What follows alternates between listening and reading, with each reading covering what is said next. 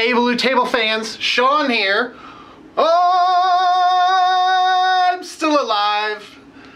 So I've had a few friends and people in the industry contact me saying, hey, you should let us know you're alive. So here I am, and Blue Table Painting is chugging along. Just so you know, all the projects are getting paid attention to, models being ordered.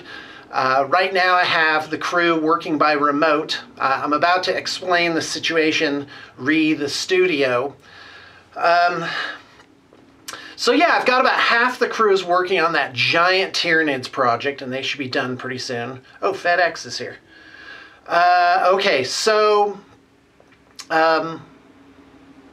anyway, by the way, I'm on the second floor. Oh, and I'm staying with a close friend in Salt Lake, enjoying some privacy. And it's been great. And I haven't made videos just because I haven't really felt like it. And that inspiration has got to be there when you do something. So anyway, yeah, I'm in the second floor, and it overlooks this avenue. And it's just beautiful, you know. And this other window looks out over the rooftops, and it's just gorgeous, and I feel this amazing sense of peace and contentment. And so anyway, about half the crew is working on that giant Tyranids project, and I've got, and Katya's working, actually I'm going to be meeting with her today, and she's finished up this top secret project, which you won't be able to see till later. So I'm going to tell you about that in just a second. And some Harlequins. We got a commission for a Warlord Titan, which is like, lots of people contacted me about Warlord Titans when they first came out, but it's like, you know what, guys? Oh my gosh, you have no idea how complicated that model is. I mean, it's huge. It's like in this, you get this 2 foot by 2 foot by 2 foot cube, and it's just full of like boxes. Like one box is like, here's the arm. You know, so painting a warlord is like painting, you know, painting a whole army, really. And so, all right. So anyway, this Austrian sculptor contacts me, and he commutes back and forth for what he does from Austria to Las Vegas. And I guess that wasn't for me. So anyway, and he has done some amazing sculptures, like, this is like not in the wargaming industry, it's in the science fiction sculptor industry. And his stuff is really great, and it really was our privilege and pleasure to do it. So let's talk about the studio. So BTP has had 4 studios over the years, and each time I just kind of like, I went out, I hunted for a place, I found some bargain basement hole in the wall, fixed it up a little bit, you know, and then we were there a year or 2 years, or in the case of the last studio, 4 years. And I think I don't like to talk about the past too much. I want to talk about the present, I want to talk about the future. And so anyway, I've known for a couple of years that I needed to get to Salt Lake, and already it's paying off huge in terms of the artist base. So the pool of talent to draw from is like close by, it's responsive. And for me personally, I grew up backwoods Oregon, and that's always going to be in my blood. But I have to tell you, I'm really enjoying the city, and it's just fantastic. Makes me happy inside. So anyway, hold on a second.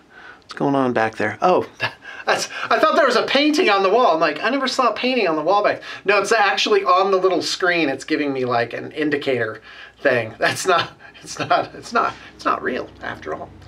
So anyway, so those projects are getting through, and really when it comes down to it, that's what Blue Table Painting does. We show you our work. If you like it, I give you a quote, and then we do the work and send it out. And as long as that's going, then I'm staying faithful and true to the contracts that I make with people. And that's been at the forefront of my mind. So anyway, so, you know, I have this sort of shift in my life from ambition to meaning. And if you're interested in sort of the thought process behind that, look up a movie. It's on YouTube. It's called The Shift. And it's not really a movie. It's kind of an you know, an idea couched in the framework of a story. But that really is my thinking now. It's like, well, what does all this really mean? What's important? Because I've been chugging along for 12 years, just kind of plowing right into the next thing and getting more and more ambitious. And, you know, at one point I think I had 30 employees, and it was, I was in the grocery store and this guy came up to me and was like, "Hey, Sean, how's it going?" I'm like, "Where do I know you from?" It's like, "Sean, I work at your company." And I was like, "Oh yeah, that's when there's too much going on. It's got to feel like a family." And so let's see here. So I've moved up here. Of course, I could find a place. I'm holding off on a place until I find the right thing. And I've actually found 3 different locations, but all of them aren't quite right. And if I moved into them, I would be making it happen. And that's something I'm carefully trying to avoid. I'm trying to I guess, allow for a river-like force to draw me along into what the next best situation is, rather than, you know, do my typical thing, which is to militarize and get spreadsheets and make calls, da, da, da, da, da, and which is, of course, you know, how I've run the entire thing. So, but for the time being, actually, Blue Table Painting, in my opinion, is in a stronger position. Without all the overhead, I've been able to focus those resources into production, and that gets it a little bit stronger every day, and it makes me happier every day, and I feel more at peace. I feel good, and so. Anyway, that's what's going on, but I don't have, obviously, you know, a really, you know, sort of I'm looking for, like a material location to show off these models, and so that's why, of course, you're not seeing, you know, whole armies come through, but you will soon, and because I'm just going to set something up and start showing off the work, because it's incredible. I got a Tyranids army waiting downstairs, some miscellaneous projects. I've got, of course, the Harlequins. I can't show you these sculptures yet, but I do intend on making some videos of them, probably with the sculptor, if he'll agree to be on camera with me. And then the artist working on the Warlord. It's that British guy, Andy. Do you remember meeting him? Hold on, I gotta get a drink of water. And so as he finishes that Warlord, we'll be able to see something there. So anyway, so originally I wanted to be downtown Salt Lake. Like, I was just in love with it. It was great. I love the energy, the whole thing. But I'm glad I held off on that because it turns out the real awesome place to be is a subsection of Salt Lake called Sugar House. And the vibe there is like, bah, it's amazing.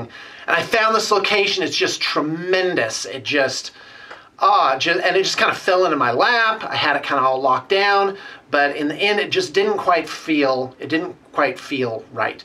And I have an additional complication, which is that I want my kids to come visit me, but I don't want to also have to maintain a studio and a home. And as you guys know, I've sort of camped out in my studio for the last year and some odd.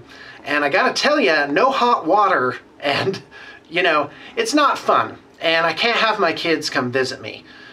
You know, they might have an overnighter, but I can't have them for like a week or 2 weeks or a month or even longer. And that's something that's very, very important to me. So anyway, so I found this one location, downtown Sugar House, like right in the downtown, like a block away from the crosshairs. And you know what's funny is this building almost exactly paralleled my building in Spanish Fork, like the layout, the whole thing. It was, it's 3,800 square feet, which is almost exactly the square footage of the top level of my old studio.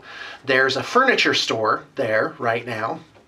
And so I could just move into that. The thing is, though, that would make the overhead just shoot up for my operation. And I have to tell you, it's a little bit of a concern. You know, I'm not keen on being under the gun for that. And I think that, boy, I'm really working this bottle. Hold on, just one more. That's good. So Fiji, I'll take my advertising payment in the form of a cashier's check. So anyway, Fiji's like, you'll be hearing from our lawyers. All right. Okay, so what about this place? So, but and it's zoned commercial residential, so I could have the best of both worlds. But the only thing is, to make it livable, I'd have to put in renovations.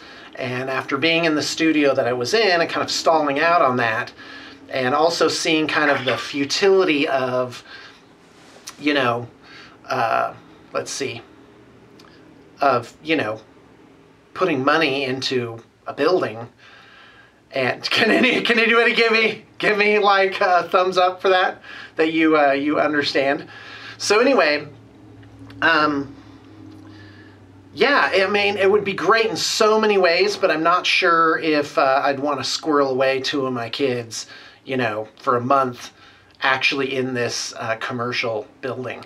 You know, even though it'd be perfectly legal and it, you know, it's allowed on the lease, the whole thing. So, but there's a point to all this, which is oh, and incidentally, I did make some video of that, but I didn't want to publish it till the deal was actually done. And so, but the deal looked like it didn't quite feel right.